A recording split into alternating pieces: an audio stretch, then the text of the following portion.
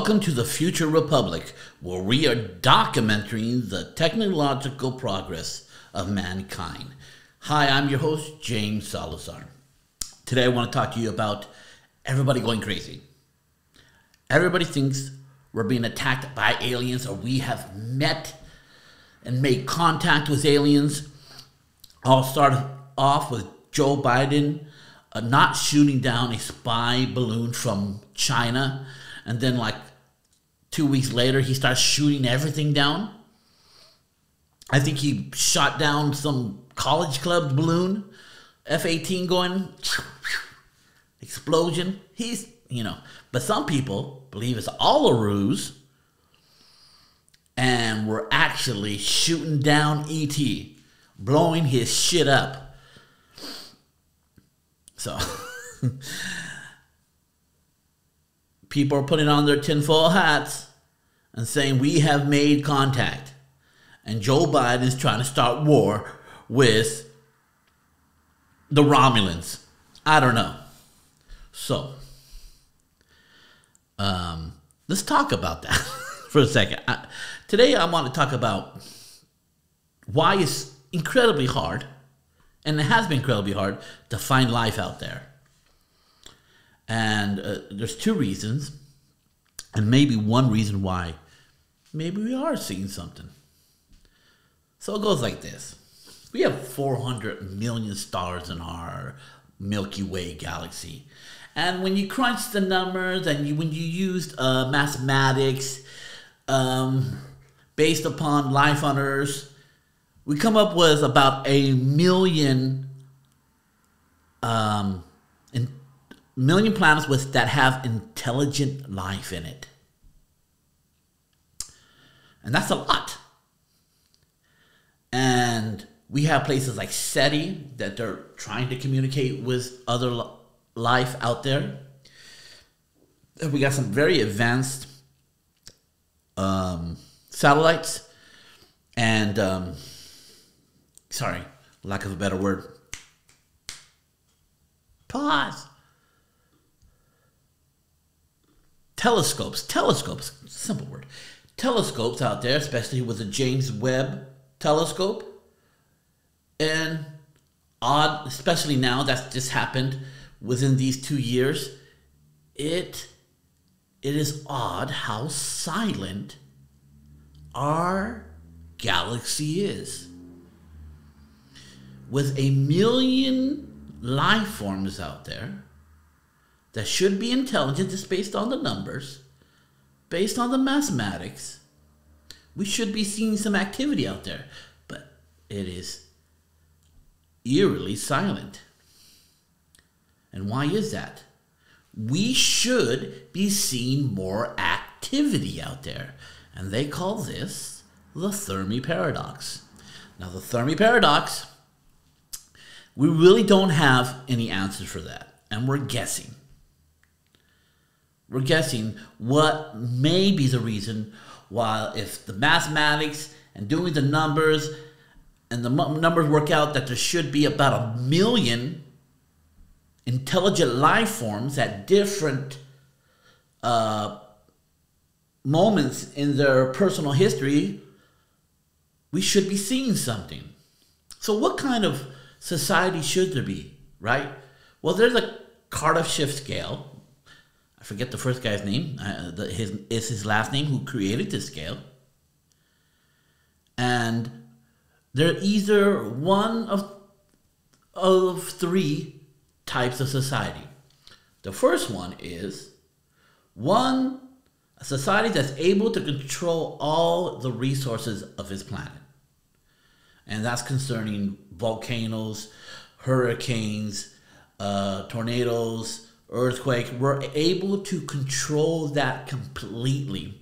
Plus planting, building, all the resources, tidal waves, tsunamis.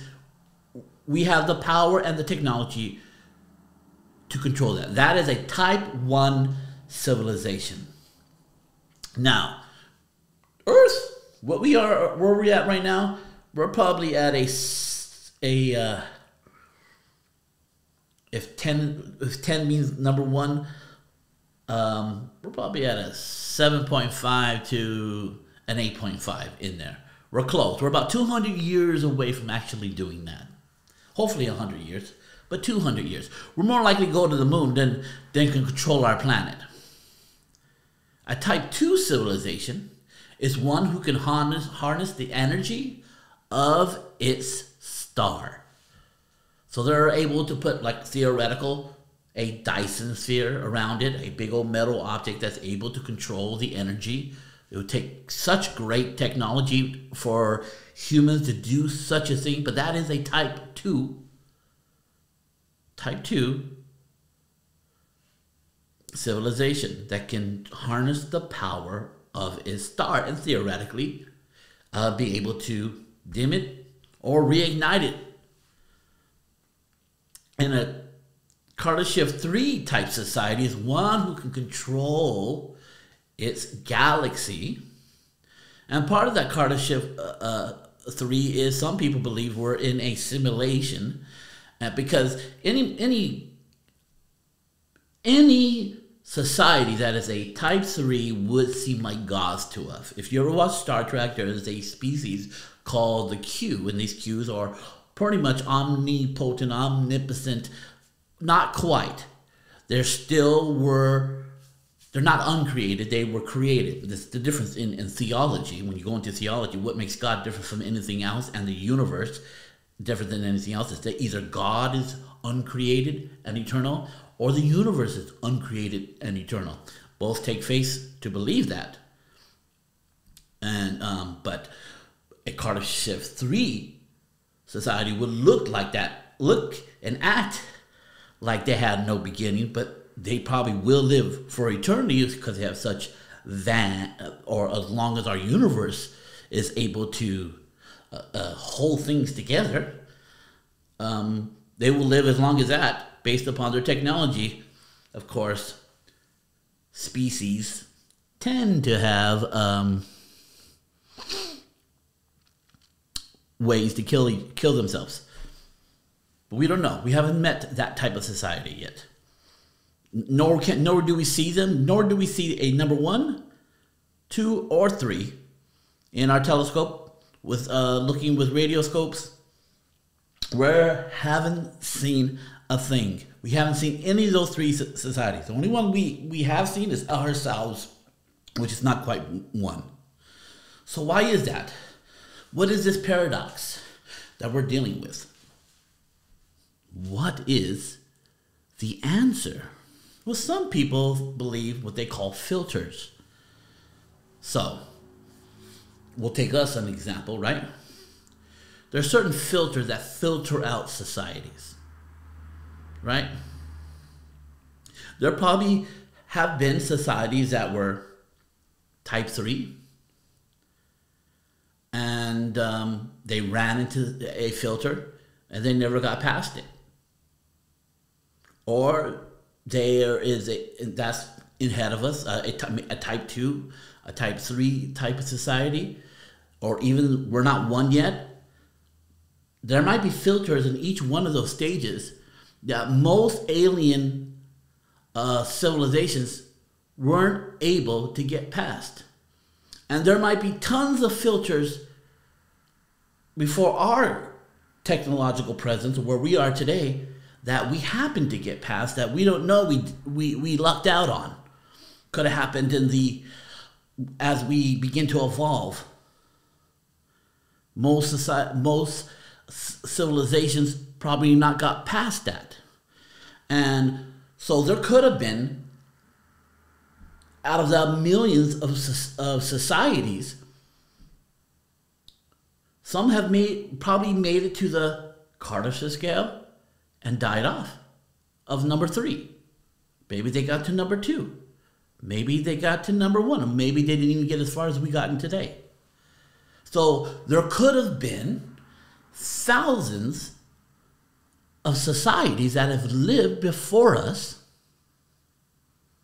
that died out, and there could be thousands and hundreds of thousands of societies that haven't started evolving yet to what we are. And in between them reaching these three scales, some have ran into filters that just killed them off. And that might be a reason why we're not seeing anything. Because there's certain ones that just haven't come yet. And there's certain ones that have come and gone. And all we see now is, so that may bring the number maybe to 25% that need to evolve. That we needed wait a million years to see that society come up. By that time, we probably went through one of those filters and died off. Like a good filter is us killing each other. Being able, meteors and super volcanoes. We need to get to that type 1 civilization to know how to fix those things that could end us. If not, we need to become a space-varying society and be on different planets, just because if we're unable to take care of Earth, because we are due for an asteroid. We are due for a super volcano that can wipe out more than half the civilization of Earth right now. If any of these things happen, bring it down to like 10%. And sometimes you just can't come back from that kind of filter. So this might be a reason why we do not see anything out there right now. Because there's a certain amount that's going to come after us. We're talking billions of years here. And there's some that have already come and died off before the first Kardashev scale. Some died off during the second Kardashev scale, and some died off after the third Kardashev scale, or some didn't even in an Earth-type planet they may have been living in. Maybe they just never developed intelligent life. So there is a paradox that we're dealing with. Why we can't see it. Now, just to propose, people seeing UFOs, when you take into that account, it makes it highly unlikely. But there's another theory. Another theory is called the dark forest theory. This is much different. So, it pre-proposes that intelligent life is hostile. And one of the best arguments I've heard about this is that when it was done by an evolutionary biologist, and he put out how much vegetables and plants you need to eat for a brain to evolve into what we are today. And it had like 10 tables of vegetables for a brain to evolve. The amount of energy that it needs to have inside the body with food for that to give the brain the ultimate nutrition for the brain to evolve to what we are today. It's like 10 tables of vegetables, but only a 8-ounce steak is what is needed. So with that, theorized that for the brain, it's either going to have 10 tables of vegetables or just one 8-ounce steak a day to evolve the brain. Well, most likely it was the meat. And if it was the meat, then that meat comes by killing another species. And if we're killing another species, there has to be a level of aggression. Number one. So if any alien life is out there that is intelligent as us and is a little bit like us, having opposing thumbs and other things like that, and eyes, they probably had to kill species too. I mean, not all million of them, But probably the majority of the intelligent life that's theorized would be out there probably came are just like us and had to eat other species to survive and to evolve. So probably more than half of them have blood on their hands like we do. We just lower the value of certain animals to do that.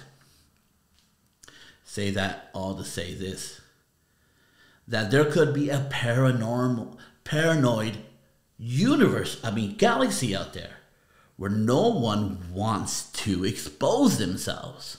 Now that is different than what we are today. And Stephen Hawking, before he died, pretty much said, we're pretty much stupid for announcing our presence out there. Because other alien species might look at our history and be very apprehensive with us, and they might first strike us.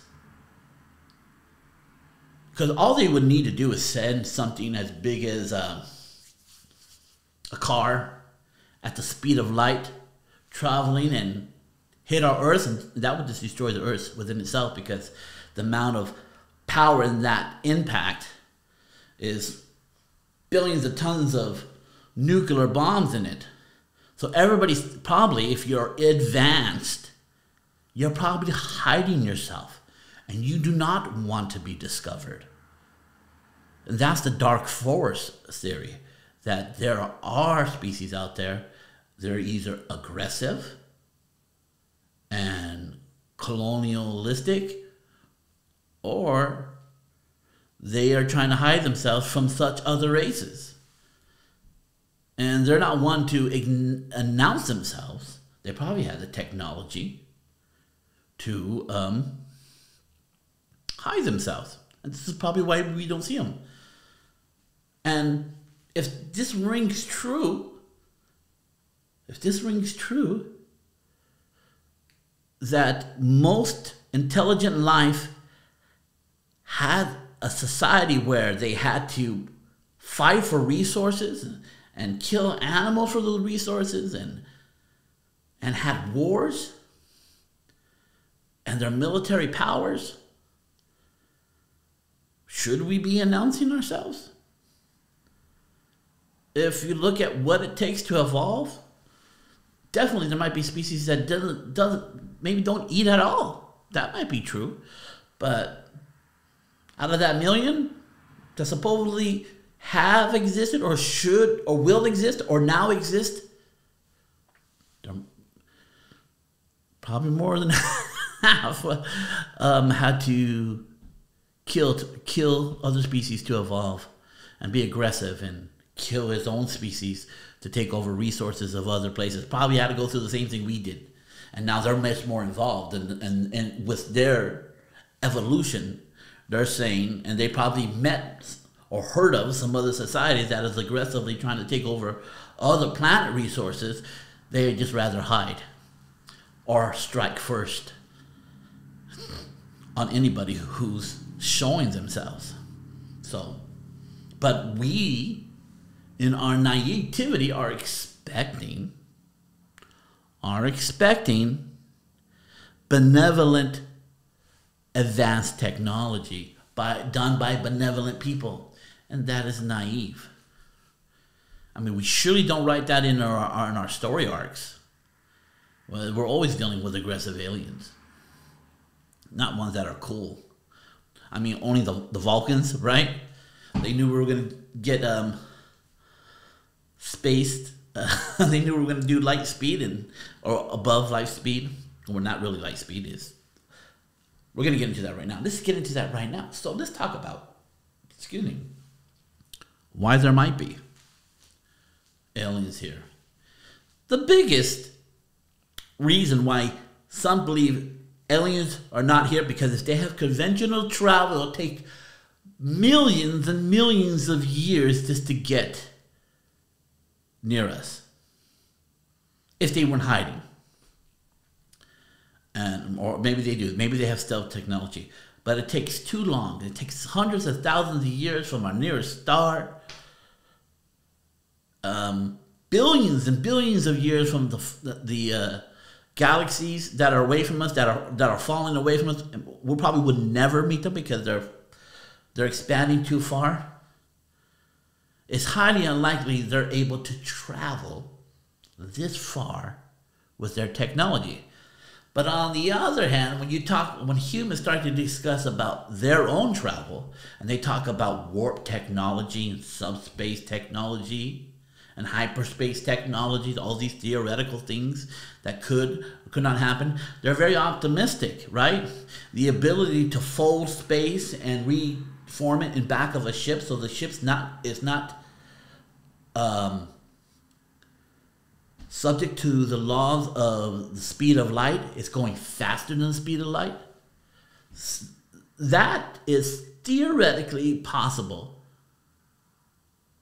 There are geniuses that are trying to work that out now, and that would be amazing. We would be able to see many stars in our lifetime, in one lifetime. We're looking at spending most of your lifetime in a generation ship to get to one star, and you get there when you're like 90, and hopefully we can extend life to 120 so you can kick it there for 30 years.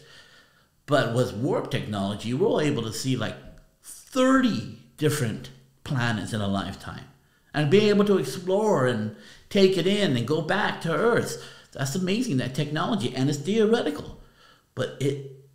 So we would have to assume that if there's an advanced alien technology watching us, they have that technology. And it'd only be a hop, skip, and a jump for them to get back home. And there's a hop, skip, and a jump to get back here observing us, watching us kill each other over politics and religion and who's going to be the next American Idol. So that's a possibility. They might have the technologies, subspace corridors. They may have created them, and a space that's under space where you travel twice as fast. If you want to watch a good Star Trek show that deals with warp technology, subspace technology, transwarp conduits, you go to the TV show Voyager. It's all surrounded. It's the major themes through that whole TV show, that they were pulled by this, probably a third Kardashev entity that pulls them from half on the other side of the galaxy to see if they have a body in their for some cure. And the Voyager crew gets left 75,000 years away. No, they're like more than that, but with the current technology of warp technology, it's going to take them 75 years to get back home. And they're always looking for ways and new technologies to how to jump. And there's like this slingshot one, and all this crazy theoretical physics about traveling faster than light. It's a great show to watch. But it's incredibly silent out there. But if they are here, they might have mastered the technology to get here quickly, like we see in Star Trek. You never know. So, I hope this was informative. There are way better people who teach this. There's plenty of cool stuff that can explain it all to you deeply. Some that explain it way easier with cartoons. It's always good to love with cartoons. So, my friends, I'm going to leave it there today. I don't think the aliens, and let me just tell you my opinion before we leave here. I don't think the aliens are stupid enough to reveal themselves. Even if they were here, they wouldn't be hinting at it. Unless, I don't know. But the answer is probably something that we can't even begin to comprehend. But so, I personally believe that we haven't found them yet out in space. And also a good movie, Contact. Great movie about communicating with other lives through other means of technology. It's a wonderful movie. So I'm going to leave you with that. I can keep on going and talking. I did 25 minutes already, so that's longer than I wanted to go. So next one, we're going to talk about some emerging technologies that humans are making right now that we can take advantage of. We're going to talk a little bit about artificial intelligence and some medical devices and what's going on with the space race. So until then, I'm signing out of the Future Republic.